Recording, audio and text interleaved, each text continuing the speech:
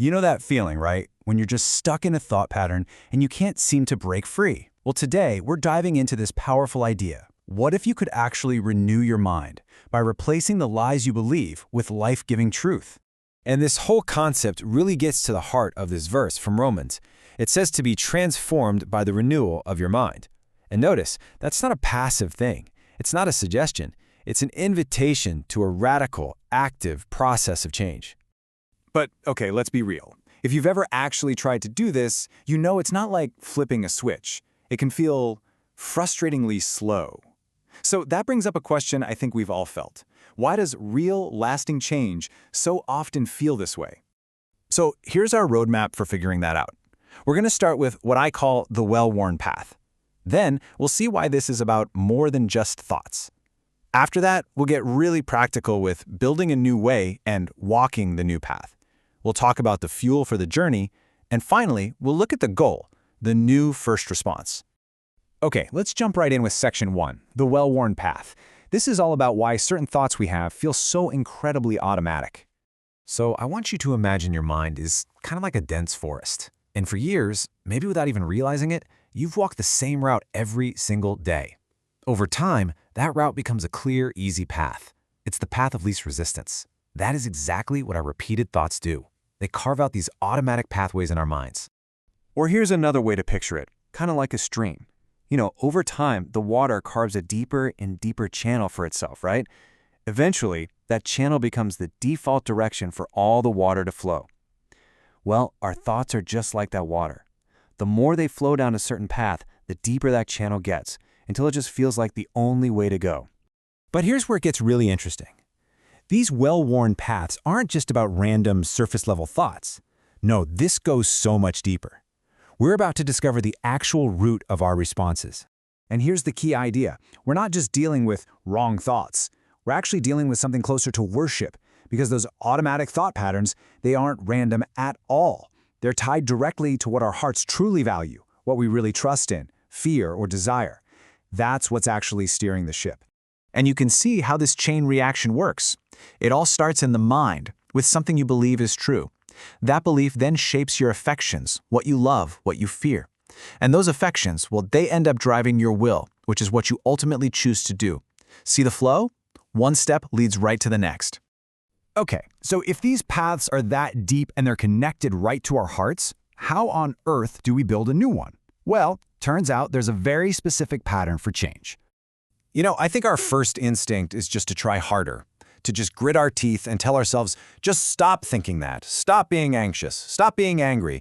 But why does that almost never work? Why can't we just stop thinking the wrong things? The answer is actually pretty simple, because you can't fight something with nothing. You don't just remove a lie from your mind. That just leaves a vacuum, an empty space. You have to actively, intentionally replace it with something stronger, something true. And the Bible actually gives us this incredible three-part pattern in Ephesians 4. It's a complete exchange. First, you put off the old way of thinking. But it doesn't stop there. The crucial middle step is to be renewed, and then you put on the new self. It's a total transformation, not just a removal. So, that's the pattern, but what does it actually look like to walk this out day to day? Let's get super practical. This is our guide to actually walking that new path. So here are 4 concrete steps that help us retrain our hearts and minds.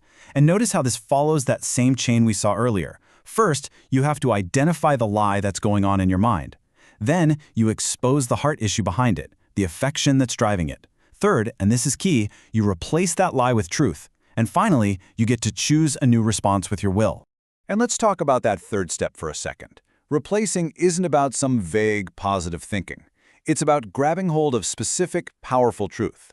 So if the lie you're battling is, I can't handle this, you come back and replace it with a rock-solid promise like this one from Psalm 56. When I am afraid, I put my trust in you. That is how you start carving a new path. Now, let's be honest, this process takes work. It takes effort. And that's why it's absolutely vital that we understand our motivation. What's the fuel for this journey? Because if we get the motivation wrong, we are going to burn out fast. And this right here, this point changes everything. The fuel for this journey is not a desperate attempt to earn God's acceptance. It's the freedom that comes from resting in the fact that you already are accepted.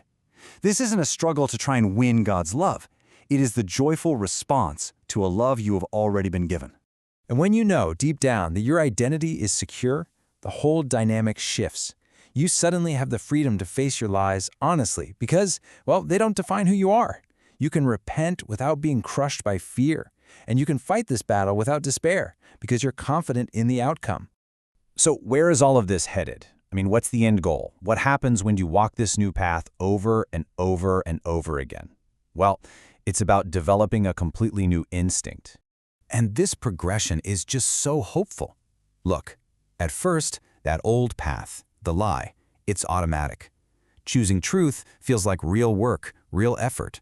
But look what happens over time. As you keep walking that new path, truth gets faster. It becomes more natural. And that old path, the lie, starts to get weaker and fade away. And it's so important to remember, this isn't about you just pulling yourself up by your bootstraps to achieve perfection. This is a spirit-empowered, active process. Slow progress is totally normal, and repetition is absolutely necessary. Every small choice you make is you participating in the work that God is already doing in you. So, as we wrap up, let's bring it right down to today, right now. What's just one lie that you can intentionally challenge with truth?